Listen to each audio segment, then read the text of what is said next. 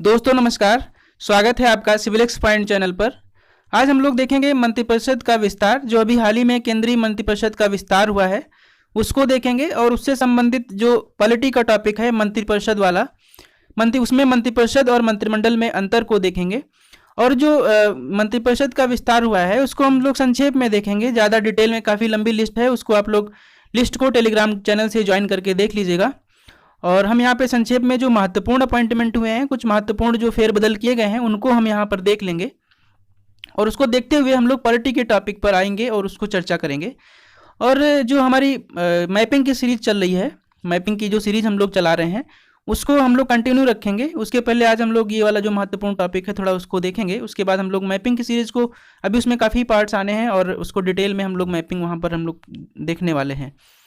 तो चलिए सबसे पहले देख लेते हैं जो मंत्रिपरिषद का विस्तार हुआ है, उसमें जो है प्रधानमंत्री ने अपने मंत्रिपरिषद का विस्तार किया। तो यहाँ पर जो वर्तमान में जो मंत्री हैं मंत्रिपरिषद में, वो 77 मंत्री हैं, जिसमें लगभग 50 मंत्री ऐसे हैं जो नए हैं। संविधान का जो अनुच्छेद 74 है, वहाँ पर मंत्रिपरिषद के गठन की बात कही गई है। और जो अनुच्छेद 75 है वहाँ पर मंत्रियों की नियुक्ति, उनके कार्यकाल और उनकी जिम्मेदारियां क्या होंगी, शपथ और योग्यता, और मंत्रियों का वेतन भत्ते, यहाँ पर सब चीज़ें यहाँ पर बताई गई हैं अनुच्छेद 75 में। तो अनुच्छेद 74 और 75 मंत्रियों से संबंधित है। अब यहाँ पर देखते हैं जो हम इम्पोर्टेंट अपॉइंटमेंट्स हुई हैं। सबसे पहले जो महत्वपूर्ण अपॉइंटमेंट है वो है minister of law and justice की।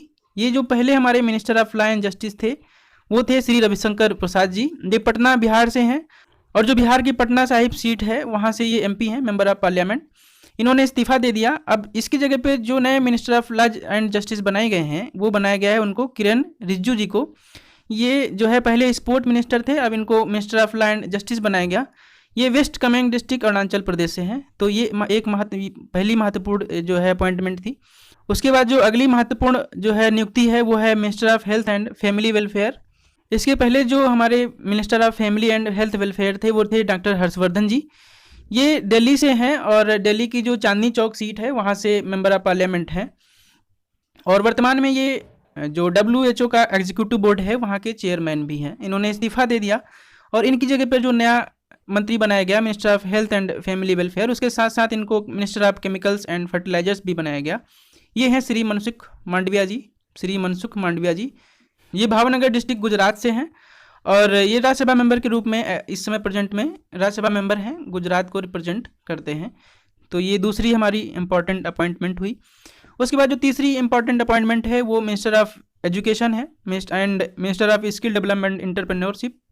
इसके पहले जो इसके मंत्री थे वो थे श्री रमेश पोखरियाल निशंक जी, और ये जो है उत्तराखंड से हैं, और ये उत्तराखंड के चीफ मिनिस्टर भी रह चुके हैं 2009 से 11 तक। ये 5वें चीफ मिनिस्टर थे उत्तराखंड के। इन्होंने इस्तीफा दिया, और इनकी जगह पे अब जो नया एजुकेशन मिनिस्टर बनाया गया वो किसको बनाया गया, श्री धर्मेंद्र प्रधान जी को। धर्मेंद्र प्रधान जी उड़ीसा के जो तलचर है, तो तलचर उड़ीसा से हैं, और ये करंटली जो है मध्य प्रदेश से राज्यसभा मेंबर के रूप में हैं। ठीक है, तो इनको बनाया गया minister of education and minister of skill development and entrepreneurship, इनको बनाया गया है। और अभी जो पिछले साल रमेश पोखरियाल निशंक जी के ही सानिध्य में न्यू एजुकेशन पॉलिसी आई, जो 1986 के बाद में न्यू एजुकेशन पॉलिसी आई थी, उसको जो है इन्हीं के कार्यकाल में ही वो पॉलिसी आई। अब उनको इम्प्लीमेंट करने का काम श्री धर्मेंद्र प्रधान जी के पास में है। अब ये देखते हैं कि कैसे इम्प्लीमेंट करते हैं, कैसे अपनी भूमिका को निभाते हैं। अगली जो इम्पोर्टेंट अपॉइंटमेंट है वो मिनिस्टर ऑफ रेलवे के बारे में है। मिनिस्टर ऑफ रेलवे जो पहले थे वो कौन थे, श्री पीयूष गोयल जी।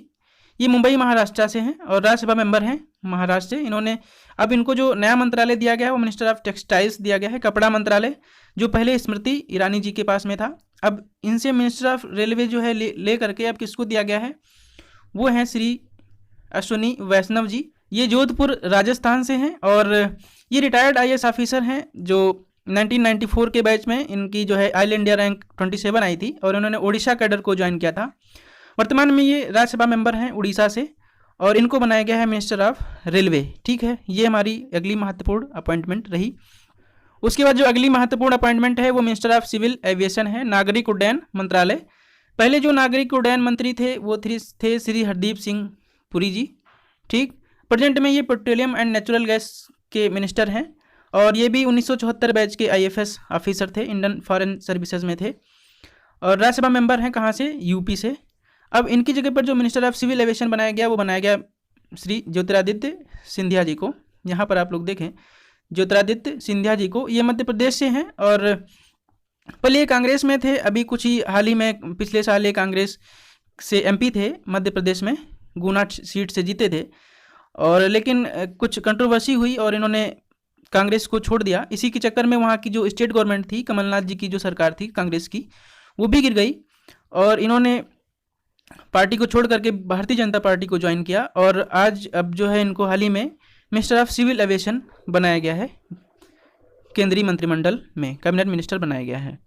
और इसके बाद जो नया मंत्रालय बनाया गया, सहकारिता मंत्रालय, मिनिस्ट्री ऑफ कोऑपरेशन। तो सहकारिता मंत्रालय के जो मंत्री बनाए गए हैं वो बनाए गए हैं, उनको बनाया गया श्री अमित शाह जी को। नया मंत्रालय स्टैब्लिश किया गया है, महत्वपूर्ण है।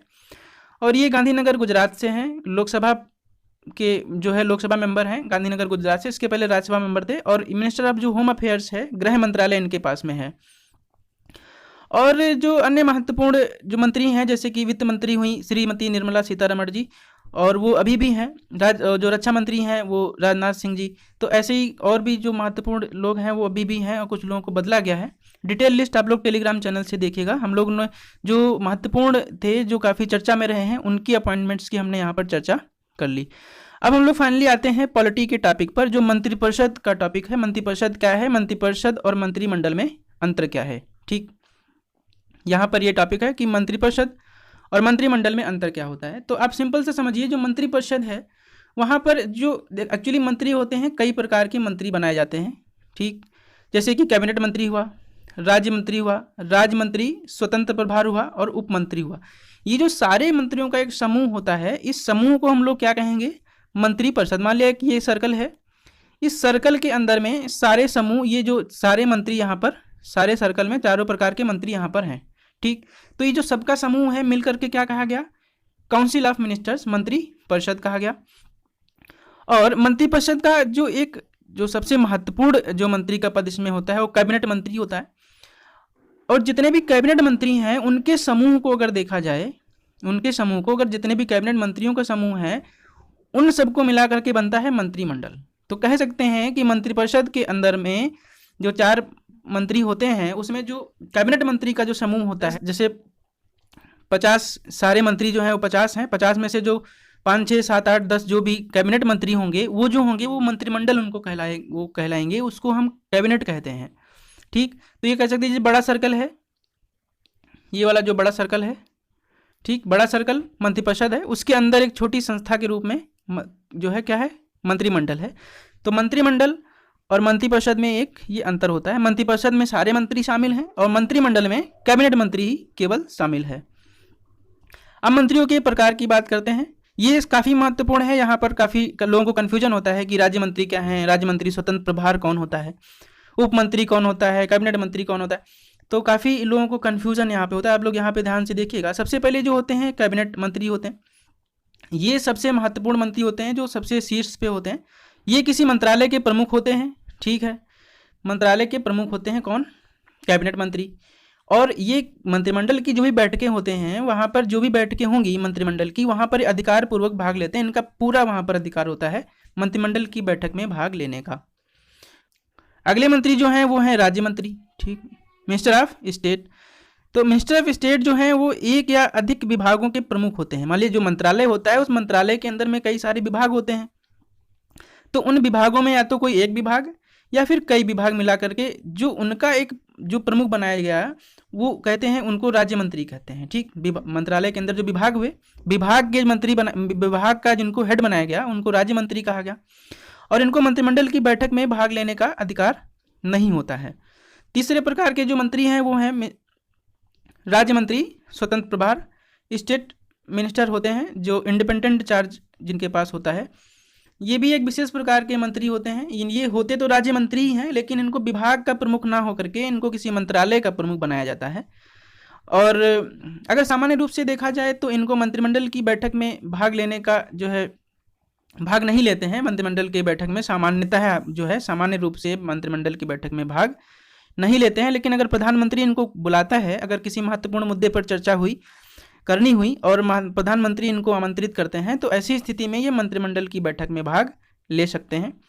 उसके बाद अगले जो मंत्री हैं वो ये सबसे छोटे स्तर पर होते हैं, उपमंत्री, डिप्टी मिनिस्टर।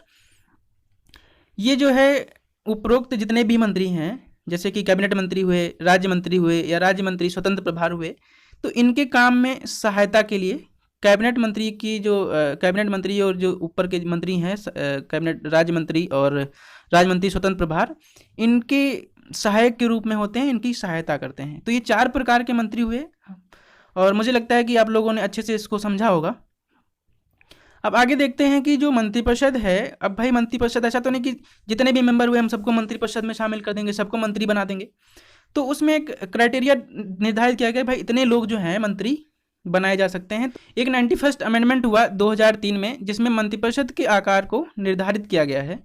यहाँ पर जो संघीय मंत्रिपरिषद है वहाँ पर अगर अधिकतम संख्या जो निर्धारित की गई वो कितनी है, लोकसभा के जितने भी सदस्य हैं उसका 15%, उसमें प्रधानमंत्री भी शामिल है। ये बात याद रखने वाली है कि इसमें प्रधानमंत्री भी शामिल है, प्रधानमंत्री को भी यहाँ पर इंक्लूड किया जाता है। और न्यूनतम संख्या यहाँ पर निर्धारित नहीं की गई है, अधिकतम तो निर्धारित की गई है लेकिन न्यूनतम निर्धारित नहीं की गई है, ये बात, ये वाला याद रखिएगा ये बात। और अगर प्रांतीय मंत्रिपरिषद की बात करें, राज्यों की मंत्रिपरिषद की बात करें, तो यहाँ पर जो अधिकतम संख्या निर्धारित की गई वो कितनी है, उतनी ही जितनी संघीय मंत्रिपरिषद में थे, 15%। और वहाँ पर जैसे प्रधानमंत्री शामिल थे, यहाँ पर मुख्यमंत्री भी इसी में 15% में शामिल होंगे, ठीक। और यहाँ पर न्यूनतम संख्या की भी बात की गई, कहा गया कि भाई 12 मंत्री जो है न्यूनतम होने चाहिए। और जो हमारी भारतीय संविधान है, यहाँ पर एक्चुअली क्या है कि मंत्रिपरिषद के आकार की तो बात की गई है, लेकिन मंत्रिमंडल के आकार की बात नहीं की गई है। और मुझे लगता है कि मंत्रिमंडल को भी संतुलित होना चाहिए। अगर काफ़ी ज़्यादा बड़ा मंत्रिमंडल है तब भी वो नुकसानदायक है, अगर काफ़ी छोटा मंत्रिमंडल है तब भी नुकसानदायक है। अगर ज़्यादा बड़ा मंत्रिमंडल हुआ तो सरकार का खर्च बढ़ेगा, प्रधानमंत्री जो है उसको समन्वय स्थापित करने में काफ़ी कठिनाई आएगी, तो ये एक नुकसान हो सकता है। अगर छोटा मंत्रिमंडल है तो वर्किंग एफिशिएंसी नहीं आ पाएगी, सरकार जो है वो तानाशाही की तरफ मूव कर सकती है, क्योंकि कुछ ही लोग जो हैं वहाँ पर रहेंगे, कुछ ही लोग जो है कैबिनेट में रहेंगे। तो ऐसी स्थिति में जो है डिसेंट्रलाइजेशन नहीं होगा, एक सेंट्रलाइजेशन, केंद्रीकरण यहाँ पर देखने को मिल सकता है। तो जो है एक संतुलित मंत्रिमंडल होना चाहिए, इस पर भी कुछ बात होनी चाहिए। अब यहाँ पर ये है देखा जाए कि भाई मंत्री बन कौन सकता है, कौन मंत्री बन सकता है, मंत्री बनने की योग्यता किसके पास है। तो कोई भी व्यक्ति जो संसद का सदस्य है, संसद का सदस्य मतलब लोकसभा या राज्यसभा का सदस्य हो, और या फिर उनके सदस्य बनने की उसके पास योग्यता हो, ठीक। योग्यता क्या होगी, योग्यता वही होगी, मान लिया कि उसको मेंबर ऑफ पार्लियामेंट, मान लिया उसको लोकसभा का सांसद बनना है, तो लोकसभा सांसद बनने के लिए योग्यता क्या होगी, उसकी एज जो है 25 साल होनी चाहिए। एज कितनी होनी चाहिए, 25 साल। और पागल और दिवालिया ना हो, भारत का नागरिक हो, भारत की वोटर लिस्ट में उसका नाम हो। तो ऐसी स्थिति में क्या होगा, वो जो है एलिजिबल होगा क्या, सांसद बनने के लिए। अगर वो सांसद बनने के लिए योग्य है, योग्यता रख रहा है, तो मंत्री बन सकता है। लेकिन अगर वो सांसद नहीं है, मंत्री बनाया गया, तो उसको 6 माह के अंदर, अगर मान लिया आज मंत्री बनाया गया, मान लिया 1 जनवरी को मंत्री बनाया गया, तो 30 जून के अंदर उसको हर हाल में किसी भी सदन की सदस्यता ग्रहण करनी होगी। अगर वो सदस्यता ग्रहण नहीं कर पाता है तो उसका पद 6 महीने के बाद में ऑटोमेटिक समाप्त हो जाएगा, उसका पुनर्नवीनीकरण नहीं होगा। एक्चुअली हुआ क्या था, इंडिया में पहले जो है ये काफ़ी दिन से ये व्यवस्था चलती चली आई, मगर अभी मतलब कुछ दिन पहले कुछ लोगों ने जो है इसका तोड़ निकाल लिया कि भाई ठीक है 6 महीने के अंदर सदस्यता ग्रहण करनी है, तो ठीक है हम 6 महीने मंत्री बनते हैं।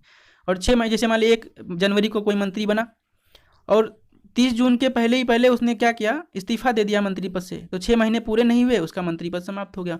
उसके बाद उसने क्या किया कि भाई 29 या 30 जून को इस्तीफा दिया, 1 जुलाई को उसने फिर से मंत्री पद की शपथ ले ली, अब वो फिर 6 महीने मंत्री रहेगा। तो ऐसी स्थिति में तो काफ़ी दिन तक मंत्री बना रह सकता है। तो ये मुद्दा फिर सुप्रीम कोर्ट गया, तो सुप्रीम कोर्ट ने कहा भाई ये तो बहुत गलत है, अब जो है ऐसा नहीं होना चाहिए। कोई व्यक्ति केवल एक बार ऐसा कर सकता है, 6 महीने तक मंत्री बन सकता है, और उसके अंदर उसको किसी भी सदन की सदस्यता लेनी पड़ेगी, उसके बाद ही वो मंत्री पद पर बना रहेगा, उसका पुनर्नवीनीकरण किया जा सकता है, ठीक है। संवैधानिक प्रावधान की बात करें तो 74 में मैंने बताया कि यहाँ पर जो आर्टिकल, जो अनुच्छेद 74 है संविधान का, वहाँ पर गठन की बात कही गई है। और जो अनुच्छेद 75 का सब आर्टिकल 2 है, वहाँ पर संघ के मंत्री जो हैं राष्ट्रपति के प्रसाद पर्यंत पद धारण करेंगे। प्रसाद पर्यंत का मतलब सिंपल सा, कुछ लोग समझ नहीं पाते हैं, इसका मतलब होता है इच्छा अनुसार, मतलब राष्ट्रपति के इच्छा अनुसार रहेंगे। राष्ट्रपति अपॉइंटमेंट करेगा और जब चाहेगा उनको हटा सकता है। अगर ऐसा है, क्योंकि चूंकि राष्ट्रपति के इच्छानुसार अपॉइंट हो रहे हैं, राष्ट्रपति के इच्छानुसार अपना पद धारण कर रहे हैं, तो राष्ट्रपति के प्रति ये उत्तरदायी होंगे। ठीक, तो इस ये जो व्यक्तिगत रूप से जो उत्तरदायी हो रहे हैं मंत्री, इसको हम लोग व्यक्तिगत उत्तरदायित्व का सिद्धांत कहते हैं। ठीक, व्यक्तिगत उत्तरदायित्व का सिद्धांत कहते हैं। अनुच्छेद 75(3) जो अनुच्छेद 75 है उसका सब आर्टिकल 3 के अनुसार में जो पूरी मंत्रिपरिषद है, मंत्रिपरिषद मैंने बताया जहाँ पे सारे मंत्री शामिल होते हैं, तो सारे मंत्री जो हैं वो अगर सामूहिक रूप से अगर उत्तरदायी होंगे तो वो लोकसभा के प्रति उत्तरदायी होते हैं। मतलब कहा जा सकता है कि लोकसभा अगर अविश्वास प्रस्ताव पारित कर दे तो ऐसी स्थिति में पूरी मंत्रिपरिषद को त्यागपत्र देना पड़ता है, और इस सिद्धांत को हम लोग कहते हैं सामूहिक उत्तरदायित्व का सिद्धांत। यहाँ पे हमने संवैधानिक प्रावधान भी देखा।